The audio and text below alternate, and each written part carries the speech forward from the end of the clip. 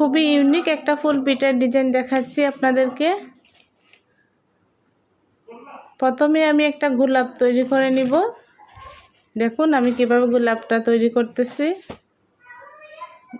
আমার গোলাপ তৈরি করা হয়ে গেলে একটা রুটির উপরে আমি এটা বসিয়ে নিব।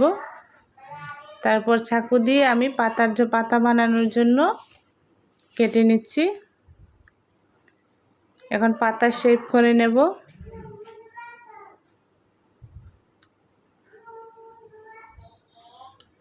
আমার পাতা শেপ করা হয়ে গেলে চামচের সাহায্যে আমি ডিজাইন করে নিব। দেখুন কত সহজে আমি বানিয়ে ফেললাম এত সুন্দর ইউনিক ফুল পিঠা।